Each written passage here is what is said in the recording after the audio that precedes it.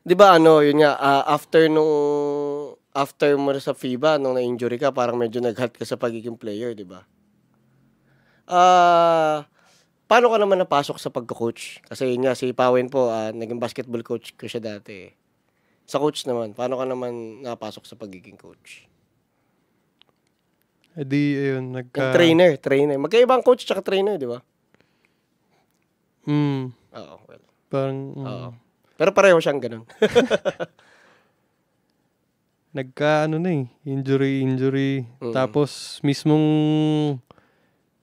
ko nun, medyo di na ako sinuport financially din. Kasi nga, mahal, surgery na naman. Tapos, therapy, magkano rin yung per month. Tsaka madaming So, sakto. Yung galing kasi akong India, di ba? Sa FIBA, na-injury ako ulit. Kailangan ako nang bumalik Philippines kasi wala na, hindi na makuha doon, injured. Nag-search na lang ako nun dito eh. School near me. Ayun, doon ako nag-aral sa may Cubao. Wala na, hindi ko habol nun na sabi ko may recover ko na lang maayos to. Pag okay na, doon ako magta-tryout. Eh di, grade 12 after ko mag-graduate doon. Yan ba yung naging kaklase mo sila, sila Rico? Okay. Yun. Sakto nga may team din. So medyo doon ko rin na nabalik-balik laro ko. Pero iba talaga kasi nakadalawang surgery ako sa loob ng short span. Tas bata pa. Ang pinaka naapektuhan doon yung mind. Mind mo, magiging-iba na yung bawat galaw mo tuwing natatakot ka sa injury. Yun, iba talaga. Eh, yun nga, hindi ako makapag-college basketball kasi hindi pa okay yung tuhod ko. Kulang sa recovery, kulang sa therapy. Eh, di rin ako binibigyan financially.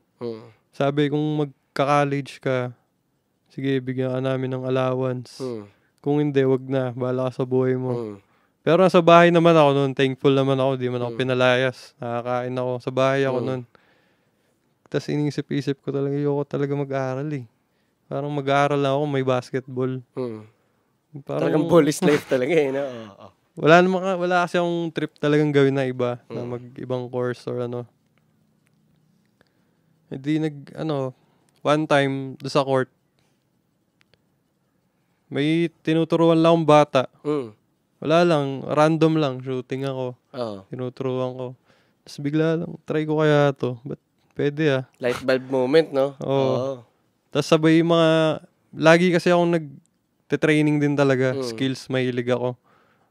Sumabay yung mga kaklase ko dati. Madalas yun. Sila Ken? Yun. Si Ken, yun, sila Kevin, yun, Chester. Sila Chester. Sila rin nagsabi, ba't di mo i-try parang gawing yan, pagkakitaan mo. Di, tinry ko. Yung pinsan ni Rico, si Kenneth, yun yung unang-unang nagpa-train. Si Kenneth? Si Kenneth. Lakas na ni Kenneth ngayon. Nag-i-inter, na yun. Di, unang-unang training namin, wala, tatawa-tawa pa nga ako sa kanya eh. Nagtataka nga siya, nag-dribble. Ba't tumatawa ka, coach? Kasi parang ikaw, ka pa, hindi ka pa rin sigurado sa ginagawa mo. Hindi ko alam ginagawa ko eh. Ano to? Ba't okay ba to? Sige. Tapos, next week, may sinama siyang kaibigan niya, naging 2. Tapos sabay, may nagtanong na, babae, sa school. Si Tere. Crush ko yun. Medyo Ayun,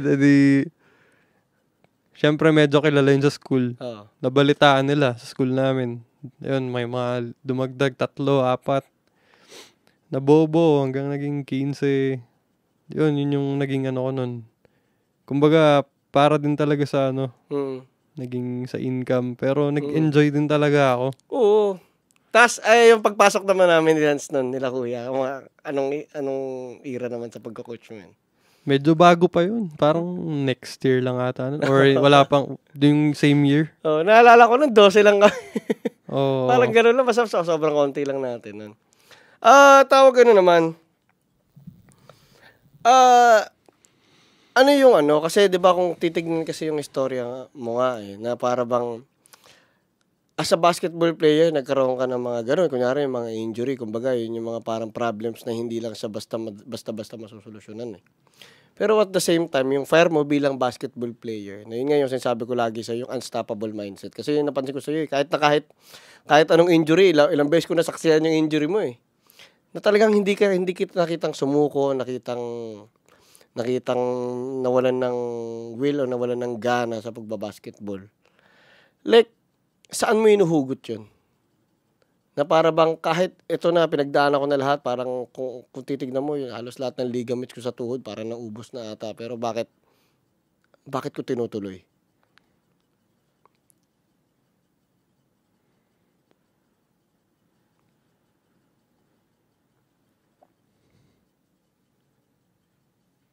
Baka yung love ko talaga eh, sa game. Tsaka,